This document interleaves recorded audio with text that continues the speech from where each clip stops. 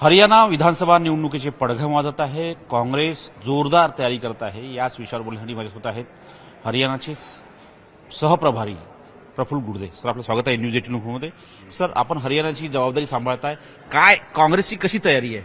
काँग्रेसची तयारी खूप चांगली आहे. चांगलं वातावरण आहे. लोकसभा निवडणुकीमध्ये हरियाणामध्ये 10 पैकी 5 जागा काँग्रेसने जिंकल्या आणि कार्यकर्त्यांमध्ये आणि तिथल्या जनतेमध्ये प्रचंड उत्साह आहे.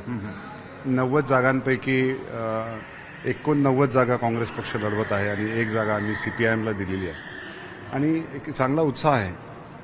विनीश फोगाटसुद्धा काँग्रेसच्या उमेदवार झालेले आहे आणि एक चांगलं वातावरण या निवडणुकीच्या निमित्तानं आहे आणि आम्हाला अपेक्षा आहे की आम्ही संपूर्ण बहुमतामध्ये या राज्यामध्ये सरकार स्थापन करू.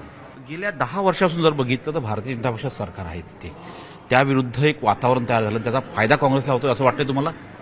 भारतीय जनता पक्षाचं जे सरकारचा कार्यकाळ 10 वर्षाचा जो राहिला त्याच्याविरुद्ध प्रचंड असंतोष आहे.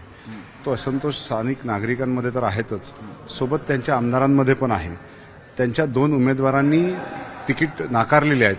भारतीय जनता पक्षाने त्यांना ऑफर केलेले तिकीट 2 उमेदवार नाकारतायत. यावरून लक्षात येते की त्यांना प्रचार करायला सुद्धा अडचण निर्माण झालेली आहे. त्यामुळे त्याचा सुद्धा फायदा आम्हाला या निवडणुकीच्या निमित्तानं होणार आहे. जर बघितलं तर शेतकऱ्यांचं आंदोलन, त्यानंतर क्रीडापटूंचं आंदोलन, खास करून विनेश फोगाट जर बघितलं, दिल्लीच्या जंतर मंतरवरती खेळाडूंचा जो अपमान होत होता, त्यांच्यावर अत्याचार होत होते, त्या संदर्भात आवाज बुलंद केला होता. त्या संदर्भात देखील काँग्रेसने विचार केलेला आहे? नक्कीच विचार केला आहे. विनेश फोगाटला काँग्रेस पक्षामध्ये उमेदवारी दिलेली आहे आणि त्यांना त्या संपूर्ण क्रीडा विश्वाचं रिप्रेझेंटेशन, क्रीडा खेळाडूंचं रिप्रेझेंटेशन आज त्या हरियाणामध्ये मोठ्या प्रमाणामध्ये आहे.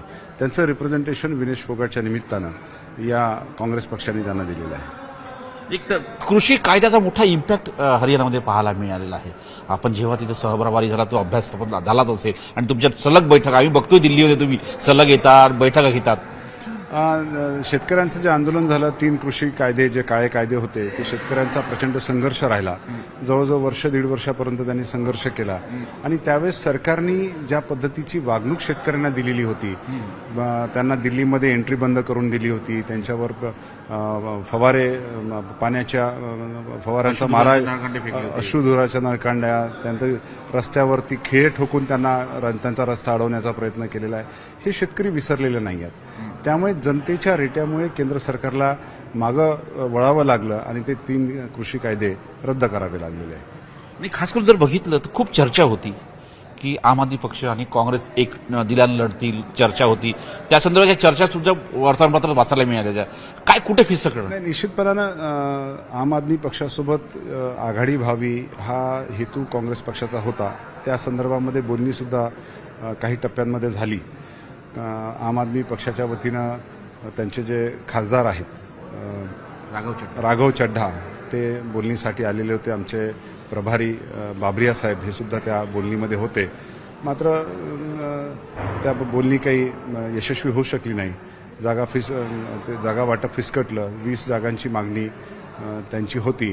काँग्रेस पक्षाने 5 जागेपर्यंत त्यांना ऑफर केलेली होती, ती होऊ शकलं नाही. काय वाटतं, बहुमत येईल हरियाणात? आमचा प्रयत्न आहे की 60+ जागा आम्ही निश्चितपणाने ह्या विधानसभा निवडणुकीमध्ये निवडून येतील.